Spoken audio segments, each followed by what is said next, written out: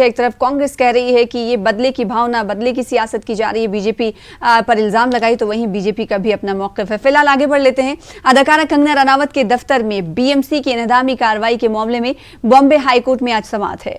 आज की समाअत को काफी अहम माना जा रहा है क्योंकि आज बीएमसी और कंगना रनावत के वकील को पिछली समाअत के दौरान अदालत के जरिए किए गए सवालों के जवाब देना है। पिछली समाअत में अदालत ने बीएमसी की सरजनिश की थी। अदालत ने बीएमसी से दरियाफ्त किया था कि तामीर के काम के दौरान बीएमसी के अफसर आखिर कहां थे।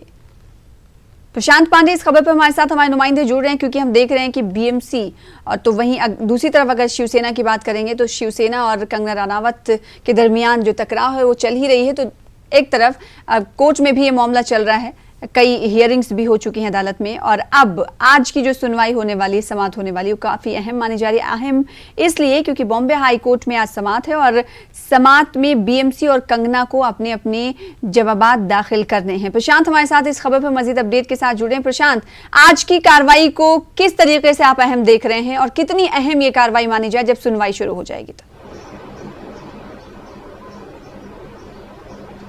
जी बिल्कुल, देखिए हिना, मैं आपको बता दूं कि अदालत ने एक बात स्पष्ट कर दी थी कि दफ्तर में तोड़क कार्रवाई की गई है और ऐसे में इंतजार ये किया जा रहा है कि कामकाज जल्दी खत्म हो और ताकि तोड़क कार्रवाई जिस दफ्तर में हुई है उसे ऐसा ना छोड़ा जाए, पहली बात। दूसरी बात ये कहा गया है कि साफ तौर पर कि जो बीएमसी से जो सवालात पिछली बार पूछे गए थे उसका आज उनको जवाब देना है। बीएमसी का कहना है कि इनके कामकाज दफ्तर के जो है तब खत्म नहीं हुए थे, हमने कार्रवाई की है।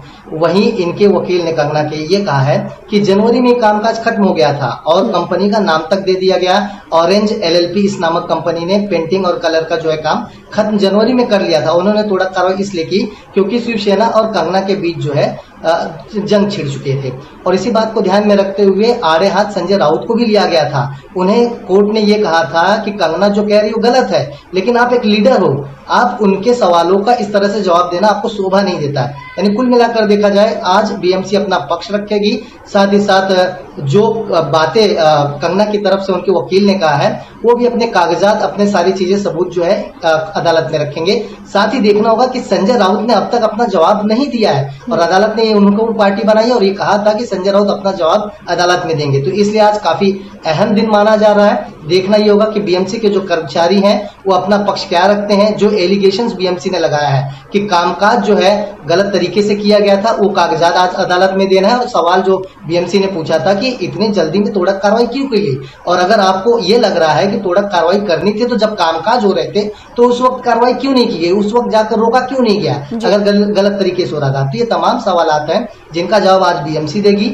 वहीं कंगना रनावत के वकील जो है अपना पक्ष रखेंगे। साथ ही हमें देखना होगा कि संजय राउत क्या कुछ अपना जवाब देते हैं।